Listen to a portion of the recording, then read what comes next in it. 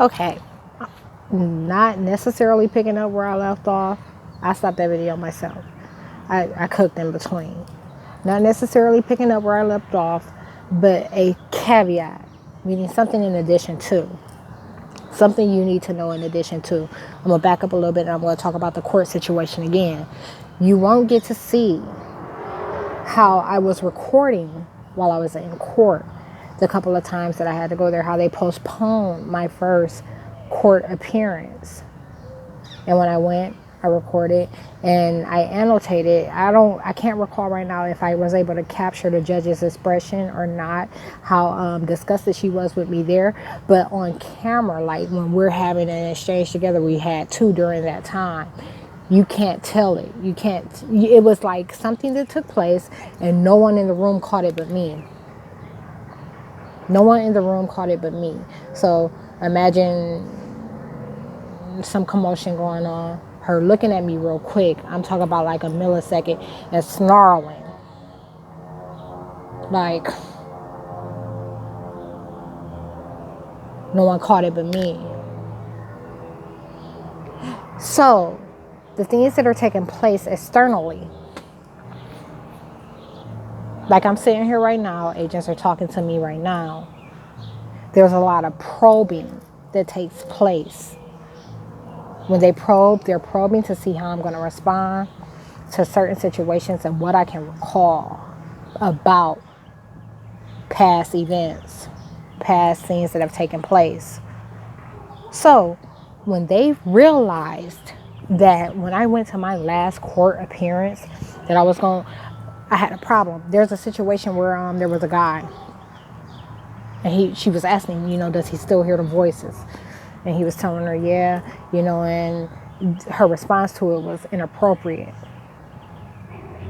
So they saw me shining light on that at my last session and telling her, pretty much validating all these things that are taking place, in the mental illness scope that people are dismissing as an illusion or a delusion. So they saw me showing up, standing in front with fact and reference. And they shut that shit down right after that. It was like the coronavirus bullshit and, we ain't having no court appearance. We ain't doing none of that. The courts are closed.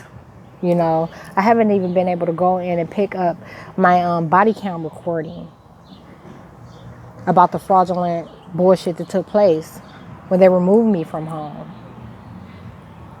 So anyhow, now back to where I left off. I was talking about the laundromat. And when I was talking about the laundromat, I'm trying to decide whether or not I want to... Hold on. Okay, so what it is regarding the laundromat, I can't decide whether or not I want to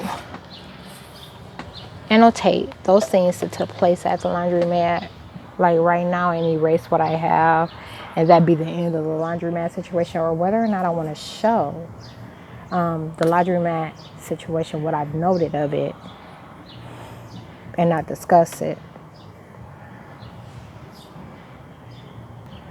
Okay, so what I'm going to do is I'm going to insert those videos beneath this one. I'm really like not so technical, but I am very detail oriented. So when it comes to the details, I always want to know something, but I also factor in the necessity.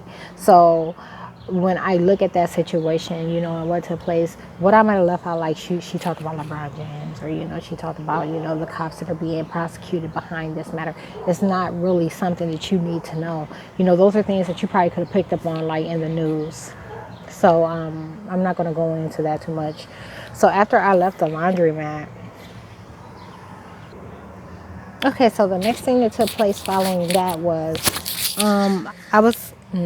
I was home for about 2.5, maybe 3 hours before I left out again.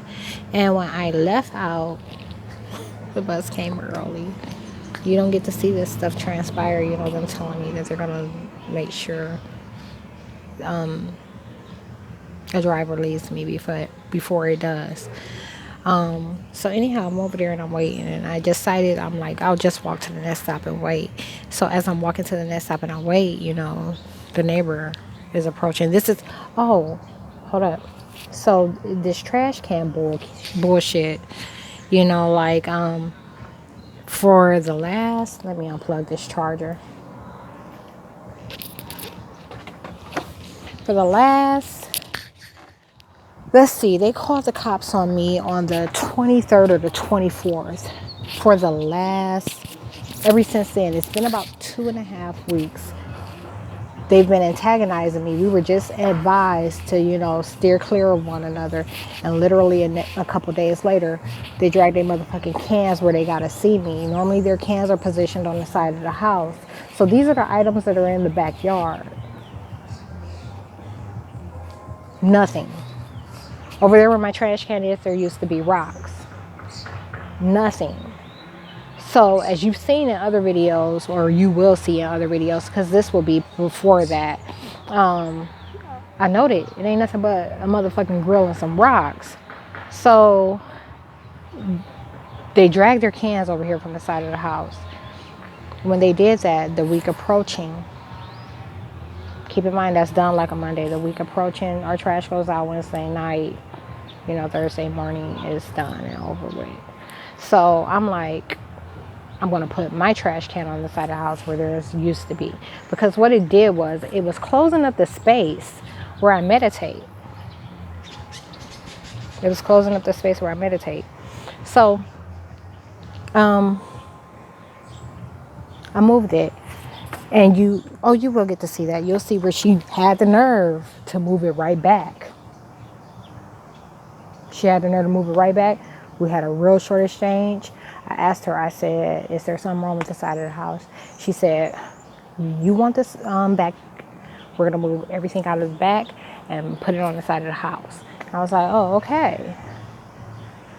2.5 weeks later, them motherfuckers been running. They been in and out. They done smoked up my laptop that they stole off the front porch. And they moved none of this shit. So then I come home yesterday, after laundry, mind you, and they'd positioned the trash cans in a different way. You'll see it.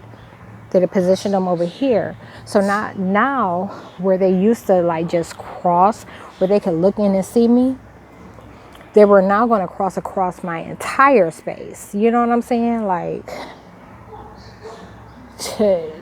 whereas on the side of the house, they didn't have to see me.